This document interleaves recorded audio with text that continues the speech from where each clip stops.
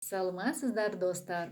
Мен Светланамын. Мен Казахстаннанмын. Алматыда тудым және Талғарда тұрамын. Мен орыспын, әдемімін, жақсымын, мықтымын. Мен бухгалтермін, инженер емеспін. Мен фирмада істеймін. Әдетте мен таңертең сағат 7-онда оянамын.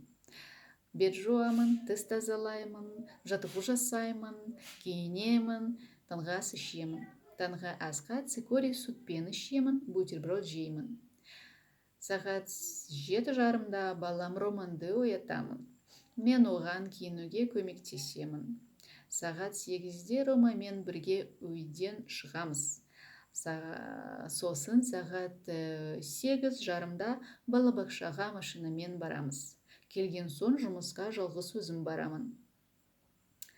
Сағат 9-да жұмысқа келемін. Офиске кіремін, есікті және терезені ашамын, кабинетті желдетемін, жарықты қосамын, компьютерді қосамын, жұмыс істеймін. 6-да жұмыстан қайтамын. Әрқашан пробкада тұрамын. Аптада 2 рет жолда дүкенге кіремін. Дүкенге мен жеміс-жидектер және нан, суыт сатып аламын. Сағат 7-де үйге келемін, қолымды жуамын, кешкі ас ішемін. Кешкі ас дайындамаймын, менің әжем дайындайды.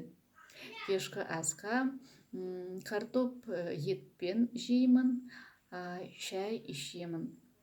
Сосын серуенге итпен шығамын.